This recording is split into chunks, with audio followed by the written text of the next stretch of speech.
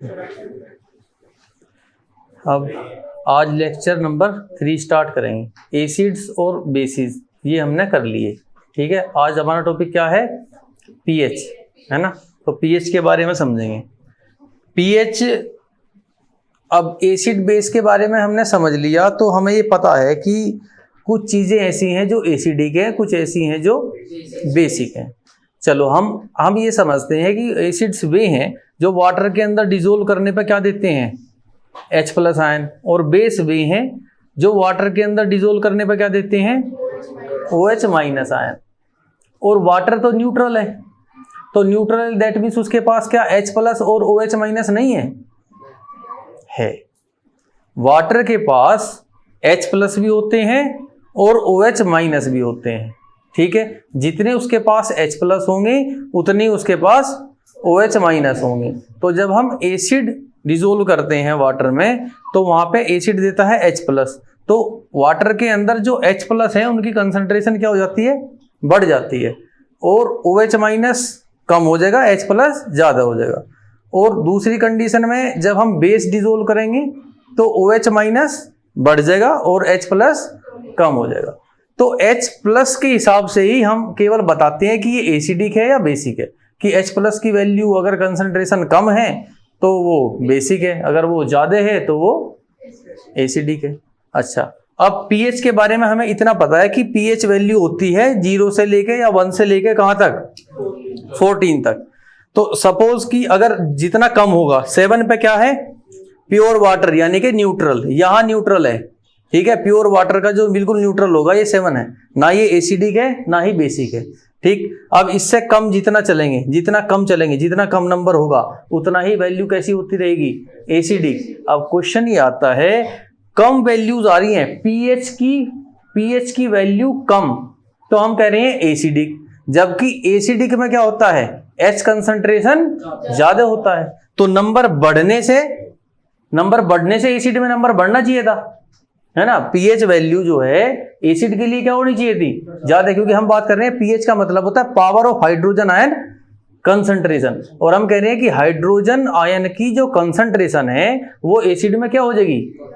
ज्यादा हो जाएगी। तो अगर एसिड में ज्यादा होगी तो पीएच वैल्यू क्या होनी चाहिए? ज्यादा। लेकिन हो क्या रहा है? इसका उल्टा हो रहा है। तो अब समझो बात क्या है कि पीएच वैल्यू, पीएच का मतलब होता है बेटे पीएच, इसका मतलब क्या होगा? इसका मतलब होगा power of hydrogen ion. Hydrogen ion को क्या लिखेंगे? H+। Hydrogen ion concentration, power of hydrogen ion concentration. अब हाइड्रोजन आयन की जो कंसंट्रेशन है वो कुछ ऐसे लिखते हैं H+ और ये ब्रैकेट, ये कंसंट्रेशन का निशान, और यहां पे आता है -x। अब ये जो x की वैल्यूज हैं ये होती हैं 1 to 14। अब मुझे बताओ, माइनस में अगर पावर जितनी ज्यादा होगी तो इसकी कंसंट्रेशन उतनी ही कम होगी, ज्यादा होगी? कम। माइनस में ये वैल्यू जो x की वैल्यू है, अगर मैं यहां -7 रखूं दैट मीन्स क्या है? न्यूट्रल। अगर मैं यहां पे -6 रख दूं तो अब बताओ -7 ज्यादा है H+ कंसंट्रेशन या -6 ज्यादा है? -6 ज्यादा है, क्योंकि इसकी पावर माइनस में होती है और ये माइनस के साथ आपको नहीं मिलती। वैल्यूज कैसे मिले? केवल ये इस x की वैल्यू मिलेंगी 1 to 14। इसीलिए ये वैल्यू x की जितनी कम होगी एक्चुअली में हाइड्रोजन आयन कंसंट्रेशन उतना ही ज्यादा होगा, और जितना ज्यादा हाइड्रोजन आयन कंसंट्रेशन होगा वो उतना ही ज्यादा एसिडिक होगा। और जितनी ये वैल्यू माइनस में ज्यादा होगी उतना ही H+ आयन कंसंट्रेशन कम होगा। दैट मीन्स सॉल्यूशन उतना ही ज्यादा बेसिक होगा। बात क्लियर होगी? तो ये बात हम ध्यान रखेंगे कि एक्चुअली में जैसे नंबर इधर की तरफ खिसकता है 7 से, तो हम ये समझेंगे कि वो उतना ही ज्यादा एसिडिक होता जाएगा। H+ आयन कंसंट्रेशन उतनी ही बढ़ती जाएगी, पीएच वैल्यू उतनी ही कम होती जाएगी। ये सारे वर्ड्स आप इस तरीके से स्टेप बाय स्टेप याद रखेंगे। क्लियर है? अच्छा, अब पीएच वैल्यू, अब इसमें ये कि पीएच स्केल क्या है हमारा?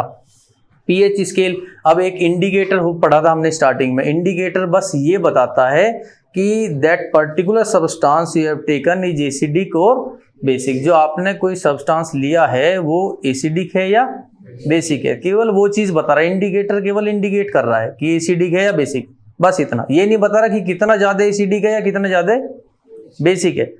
पीएच जो वैल्यू है, पीएच का जो स्केल है, उससे हम ये पता कर सकते हैं कि वो जो सब्सटेंस है वो कितना ज्यादा एसिडिक है या कितना ज्यादा बेसिक है, किस लेवल से वो एसिडिक या बेसिक है। तो उसके अलग अलग कलर होंगे यहाँ पे, ठीक है। तो क्या जो पीएच पेपर हमारे पास होगा, उस पीएच पेपर में इतने सारे पेपर होंगे?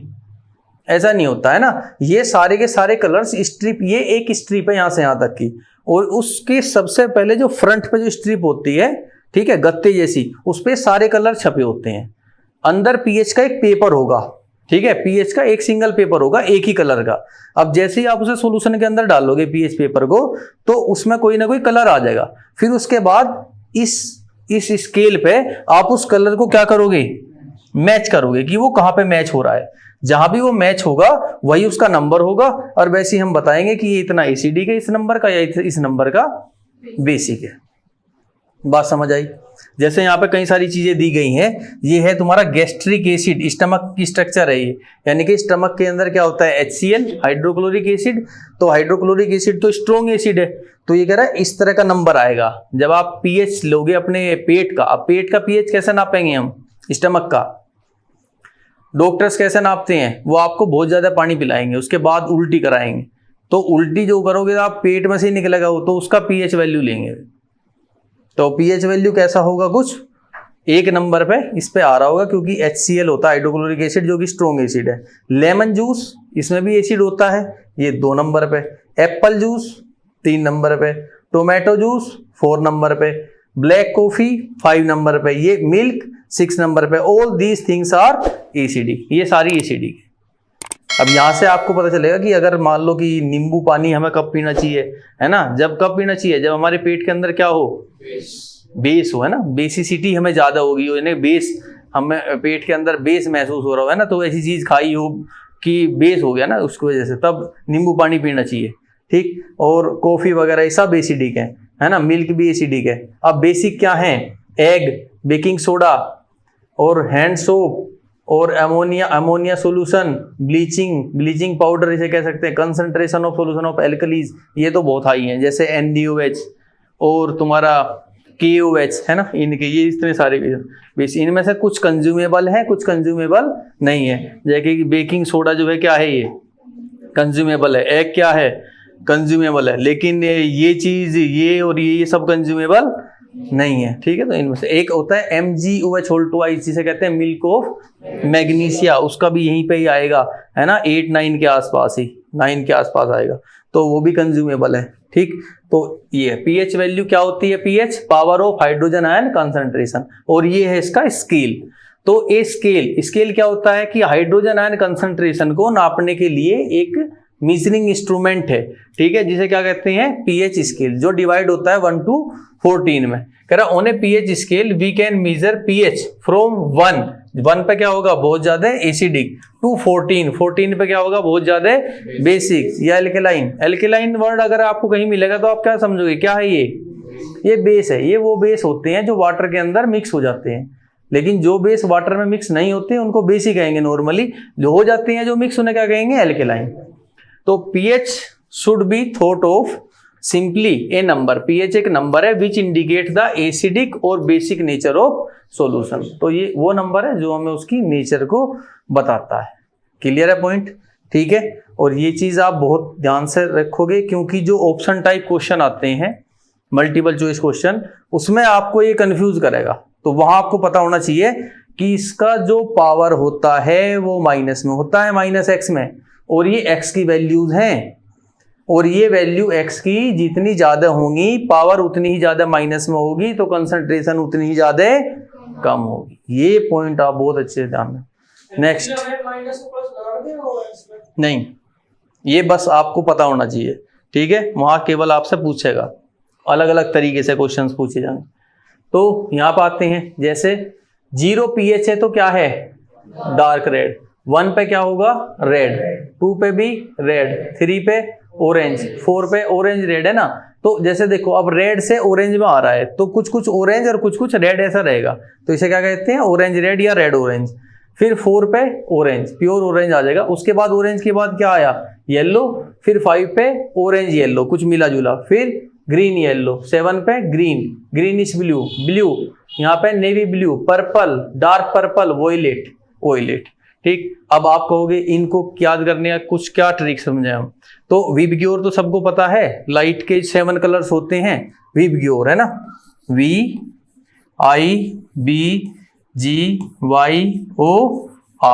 इस आई को यहां पे कैंसिल कर दो, इंडिगो की जगह क्या लोगे, पर्पल।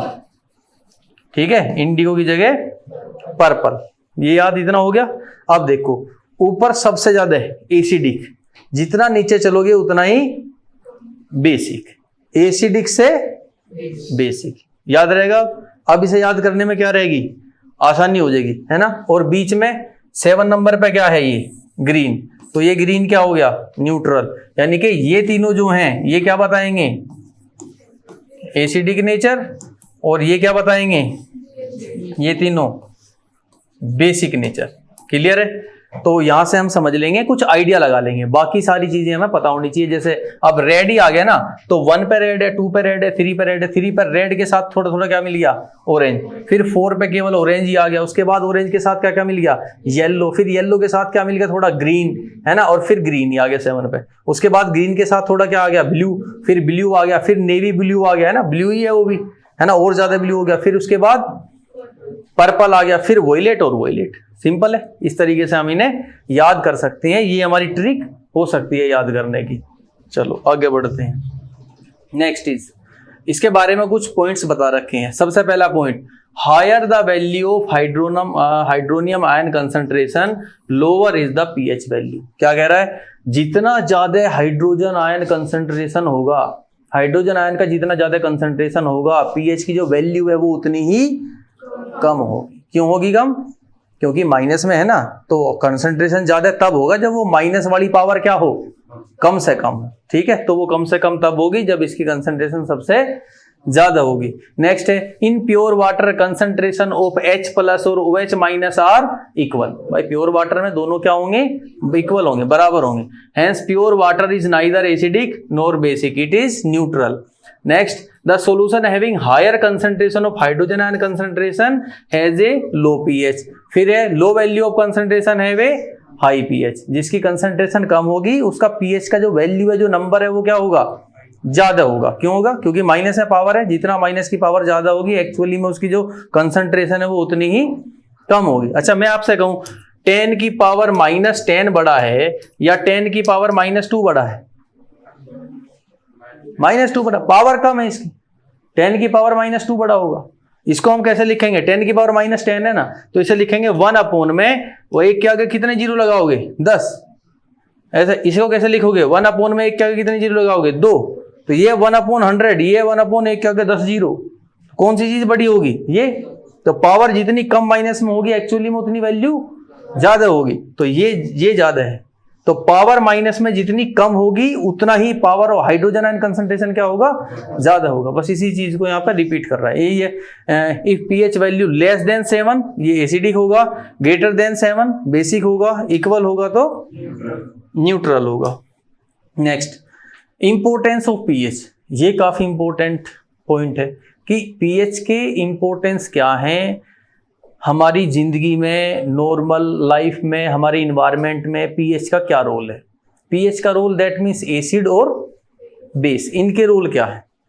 तो हर जगह पे इनका रोल है। हम खेती करते हैं, किसान है, तो वहां पे उसकी खेती में आपको पता है कि अब जितनी फैक्ट्री और इंडस्ट्री जो फैल रही हैं, इनकी वजह से क्या हो रहा है, एसिड ड्रेन होती है ना। और एसिड ड्रेन से क्या होगा, जमीन में एसिडिटी ज्यादा हो जाएगी, जमीन एसिडिक हो जाएगी। एसिडिक हो जाएगी तो उसमें उपजाऊ क्षमता क्या हो जाएगी, कम हो जाएगी, बंजर हो जाएगी वो, है ना। तो उसके लिए उसे बेसिक करने के लिए, इसे न्यूट्रल करने के लिए हम अलग अलग तरह के इंग्रेडिएंट्स मिलाते रहती हैं, वो भी एक तरीके से गलती है। तो एसिड ड्रेन नहीं होनी चाहिए, दैट मीन्स ये फैक्ट्री, ये सारी चीजें कम होनी चाहिए, है ना। लेकिन ये कम होगी नहीं, क्योंकि पॉपुलेशन इतनी ज्यादा है, इनकी सभी सारी रिक्वायरमेंट पूरी करने के लिए सारी चीजें होनी जरूरी है ना। अगर मैं आपको कहूं कि आपने रिक्वायरमेंट्स कम कर दो, यानी कि एक जोड़ी कपड़े में 2 साल निकाल लो, 3 साल निकाल लो, वही स्कूल में पहन के जाओ, वही यहाँ पे पहन लो, लेकिन चलेगा ऐसा? नहीं चलेगा। स्कूल वाले ही नहीं चलने देंगे। 4-5 तरह की ड्रेस लगा रखी है अलग अलग, ठीक है। फिर घर पे पहनने के कपड़े वैसे अलग, बाहर जाने के अलग, ये अलग वो अलग। तो जब इतनी सारी रिक्वायरमेंट्स हैं तो फैक्ट्री भी ज़्यादा लगेंगी, फैक्ट्री ज़्यादा लगेंगी तो एसिड रेन भी होगी, भूमि आपकी बंजर भी होगी, भूमि बंजर होगी, पोल्यूशन भी होगा। फर्टिलाइजर्स डालोगे तो जहर भी डालने पड़ेंगे उसमें, तो जहर वही जहर आप खाओगे तो आपकी सेहत खराब होगी, अलग अलग तरह की बीमारियां लगेंगी, पता भी नहीं चलेगा, मर जाओगे। बीमारी हो जाएगी, डॉक्टर के पास जाओगे, वे सारे टेस्ट करेंगे, बीमारी ऐसी है कि वो पता ही नहीं क्या है, डॉक्टर को भी नहीं पता, नहीं कोई बीमारी है। बहुत सारी हैं ऐसी बहुत सी बीमारियां आज हमारे समाज में हैं जिनका डॉक्टर को पता नहीं चलता। अचानक से एक छोटा बच्चा है, उसके घुटने सूज गए, चला नहीं जा रहा उससे, सारे टेस्ट करा लिए, पता ही नहीं क्या है। तो ये सारी चीज़ें क्यों हो रही हैं? Because of pollution. Air, soil, food में पोल्यूशन है, हर चीज़, हर तरह के खाने में पोल्यूशन है। तो हर तरह के ये पोल्यूशन के लिए हम ही लोग जिम्मेदार हैं, हमारी रिक्वायरमेंट्स ही इसके लिए जिम्मेदार हैं सब। तो इम्पोर्टेंस जो पीएच की है, कैसी इम्पोर्टेंस ऑफ लिविंग बींग्स, ठीक है। तो लिविंग बींग्स जो हम लोग हैं, क्या कैसी, कहाँ इसका क्या यूज है?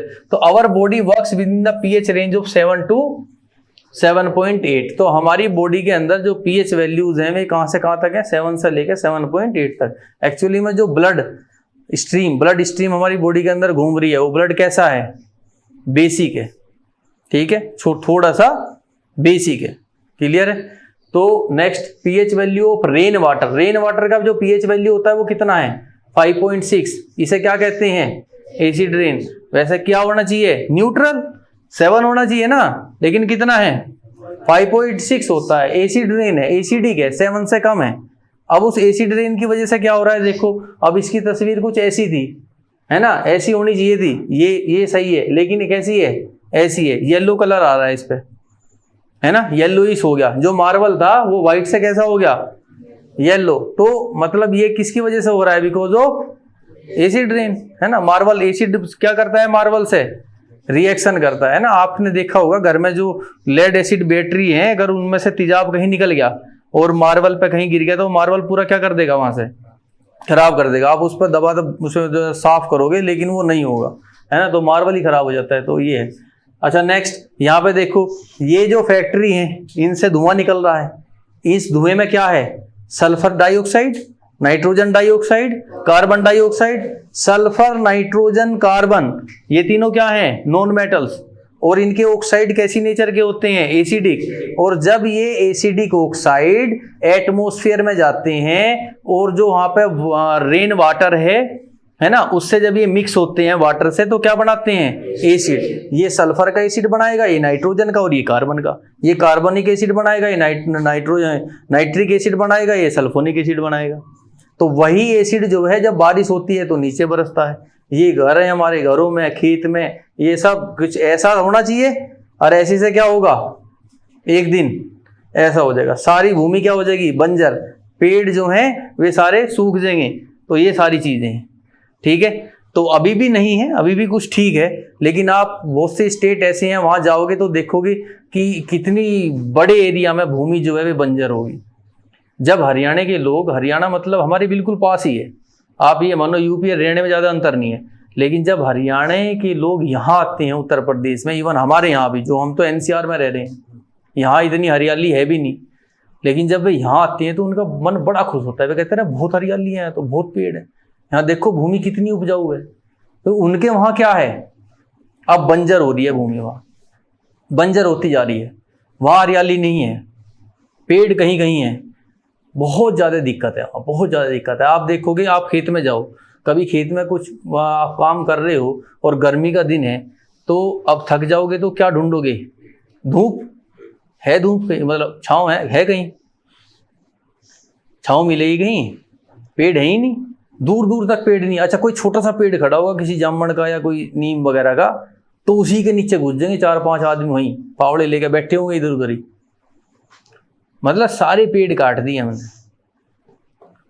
है ही नहीं कहीं पेड़। दूर दूर कहीं पेड़ खड़े होंगे, वहीं लोग इतनी दूर जाकर वहाँ विश्राम करने के लिए आएंगे, या फिर ऐसा होगा जो नाली है उसमें ही लौट देंगे। और थक गए तो छाँव तो चाहिए भाई, धूप है, गर्मी लग रही है, ये पॉइंट है। जबकि पेड़ ऐसी प्रकृति का ऐसा अंग है पेड़ कि बारिश अगर होगी तो क्या हमारे लिए बारिश होगी? हमारे लिए नहीं होती, ये प्रकृति के लिए बारिश होती है। ये पेड़ जो है इनके लिए बारिश होती है। ये हमने काट दिया, अब कह रहे हैं हमारे तो बारिश ही नहीं होती यहाँ, तो बारिश तो वहाँ हो रही है, वहाँ हो रही है, यहाँ तो नहीं होती। क्यों होगी भाई? यहाँ प्रकृति को हमारे से लगाव नहीं है। ये जो पेड़ है ये तो प्रकृति का अंग है, इनसे लगाव है। हमने तो खा गए, हम तो प्रकृति को पूरी हजम कर लिया।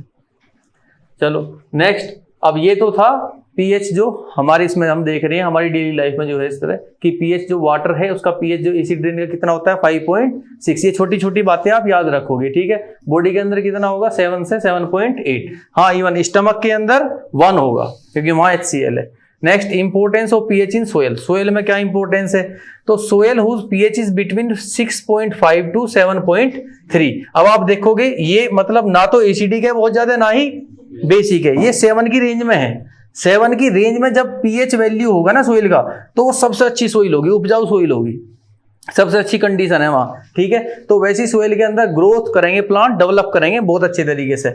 लेकिन अब होता क्या है, इफ लेस देन 6.5, अब 6.5 से लेस ही होती है बिकॉज ऑफ एसिड रेन, है ना, एसिड रेन की वजह से। या फिर मोर देन 7.3 हो जाए, जो कि तो बहुत अलग है। वो तभी होता है अगर हमारे खेत किसी ऐसे नदी या नाले के पास हो जिसके अंदर फैक्ट्री का केमिकल आ रहा है, और वो केमिकल बेसिक है जिसकी वजह से हमारी जो जमीन है वो उसके अंदर बेसिसिटी ज्यादा हो जाए, एल्कलाइन हो जाए सोइल, 7.3 से उसका पीएच ज्यादा हो जाए, तब भी वो बंजर हो जाएगी और वहां पे उस कंडीशन में जो है हमारी जो खेती है वो नहीं हो पाएगी, ठीक।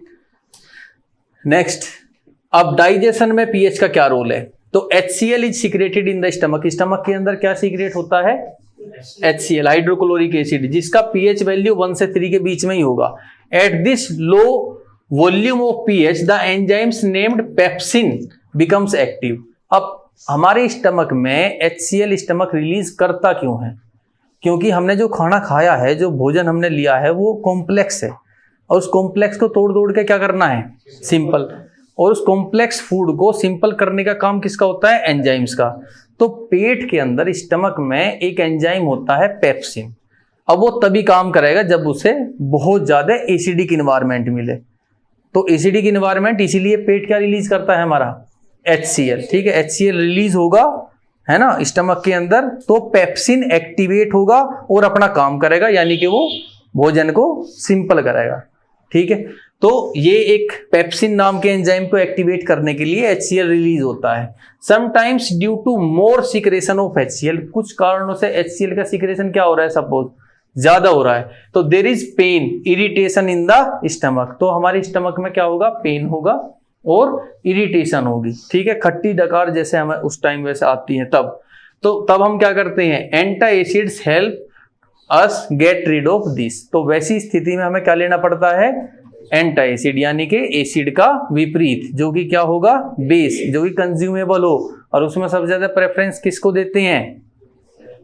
MgOH होल ट्वाइस को, यानी कि मिल्क ऑफ मैग्नीशिया, ठीक है, या बेकिंग सोडा, ठीक है। तो वहां पे ये चीजें काम आती हैं। Next, pH change leads to tooth decay. अब ये एक पॉइंट है, टूथ डिके। अब दांत सड़ जाते हैं, अब बच्चों के तो कम ही होते हैं, ऐसे बच्चों के तो ठीक ठाक ही रहते हैं, बड़ी जैसे होती रहती है, अगर हमने सावधानी नहीं बरती तो हमारे दांतों में कीड़ा लग जाता है, फिर दांत उखड़वाओ, है ना, तो दांत क्या हो जाएंगे? वहां से खत्म हो जाएंगे। जब क्यों आप देखोगे कि बॉडी के अंदर सबसे स्ट्रोंग, अगर मैं पूछूं कि क्या है सबसे स्ट्रोंग, तो हमारी बॉडी में सबसे स्ट्रोंग होता है कि जो टूथ के ऊपर एक परत होती है, टूथ एनिमल है ना, वो सबसे ज्यादा स्ट्रोंग होती है बॉडी में, सबसे ज्यादा स्ट्रोंग।